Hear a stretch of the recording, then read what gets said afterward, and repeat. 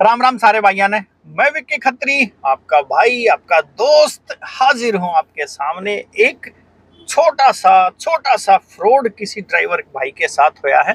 वो fraud by chance अगर किसी के साथ हो जाए तो उसका कैसे सॉल्यूशन हो सकता है, होने के बाद नहीं, होने से पहले ही हम इसका सॉल्यूशन कर सके हैं।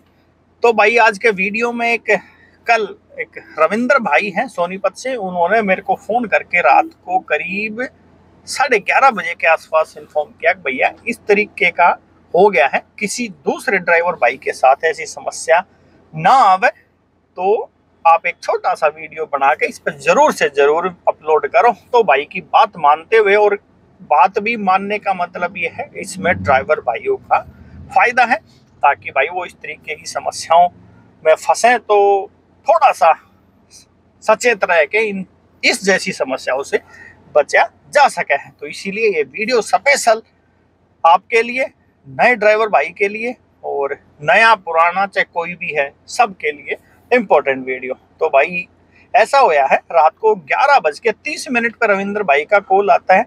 अब भैया मैं सुशांत लोक से पैसेंजर लिया गुड़गांव से, और जनकपुरी तिहाड़ के पास ड्रॉप था उनका। करीब 1 घंटा 40 मिनट के आसपास भाई का लगे। 672 रुपये का उनका शायद बिल था। नेटवर्क का इश्यू था। पेमेंट मैडम बोली कर दिया है, आ जाएगा अभी, मगर पेमेंट नहीं आया। चलो यहां तक भी सब्र था, नहीं मिला तो नहीं मिला, ड्राइवर भाई ने इतना भी सब्र कर लिया था। मगर समस्या फिर क्या हो गई, सबसे बड़ा इश्यू तो अब सामने आता है।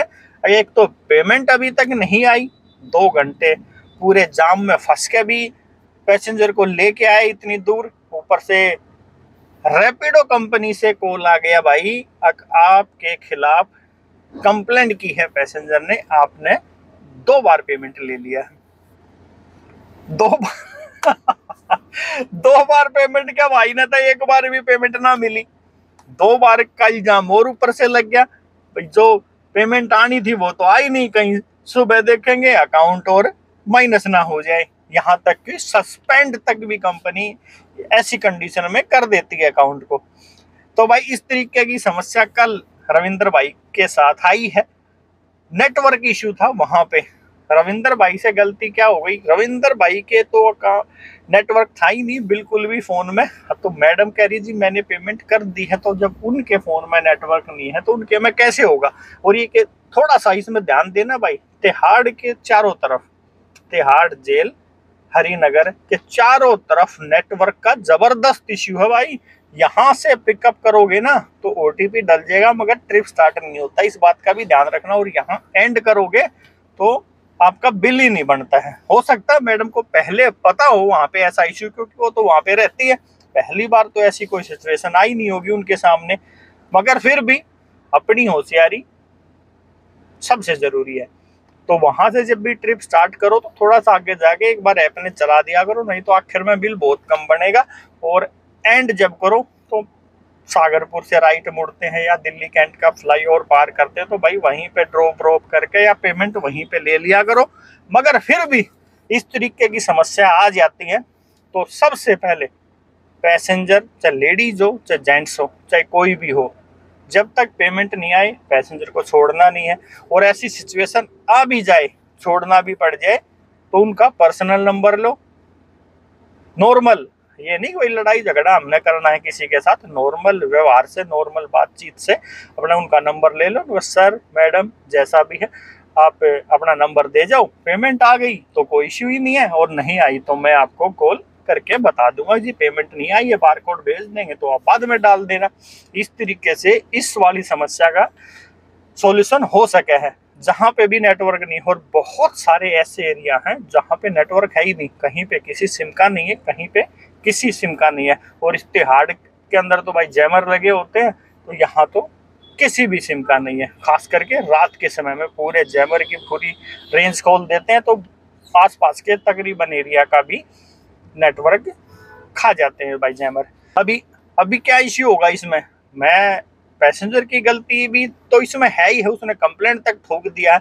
उनका 2 बार जरूर पैसा कट गया होगा, मगर वो 48 घंटे में उनके अकाउंट में आ जाएगा।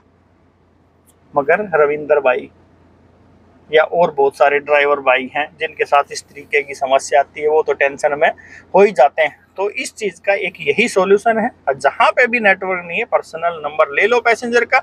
अगर वो नंबर देने के लिए नानू कर है तो ठीक है जी, पेमेंट दे दो और चले जाओ।